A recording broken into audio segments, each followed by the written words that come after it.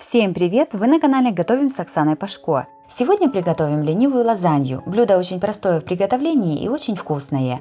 Такая лазанья понравится всем, как взрослым, так и детям. Подписывайтесь на мой канал и узнавайте еще больше вкусных и простых рецептов. Сначала подготовим начинку. Одну луковицу нарезаем кубиками. Одну морковь трем на мелкой терке. На разогретую сковороду с небольшим количеством растительного масла высыпаем нарезанный лук.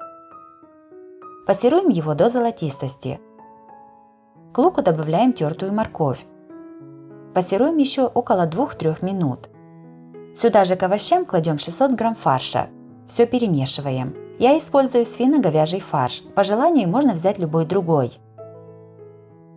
Обжариваем овощи с фаршем на среднем огне примерно 5-8 минут. Весь фарш должен поменять цвет. Все солим по вкусу и перчим. Сюда же добавляем 1 столовую ложку томатной пасты. Все перемешиваем и снимаем с огня.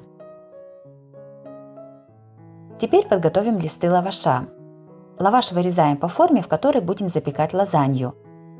У меня форма размером 16 на 26 сантиметров. Из одной 200-граммовой упаковки лаваша у меня получилось 6 листов по размеру формы. Собираем лазанью. Форму, в которой будем запекать, смазываем сливочным маслом. На дно кладем 1 лист лаваша. Лаваш смазываем примерно столовой ложкой сметаны. Всего понадобится 100 грамм сметаны. На смазанный лаваш равномерно выкладываем приготовленную мясную начинку. Сверху накрываем следующим листом лаваша. Опять смазываем сметаной. И кладем фарш с овощами. Таким методом складываем всю лазанью. Еще больше разных блюд из лаваша смотрите по ссылке на экране или внизу под видео в описании. 50 грамм сыра трем на крупной терке. Последний верхний лаваш смазываем сметаной. И сверху посыпаем тертым сыром. Все ставим в духовку, разогретую до 180 градусов. Запекаем примерно 20 минут.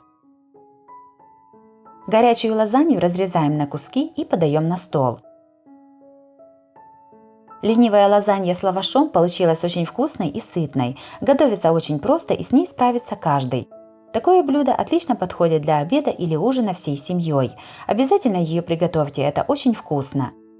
Если вам понравился рецепт такой лазаньи, то обязательно ставьте лайк и пишите комментарии. Подписывайтесь на мой канал, чтобы не пропустить новые видео, они выходят каждый день. С вами была Оксана Пашко. Готовьте вкусно, готовьте с удовольствием.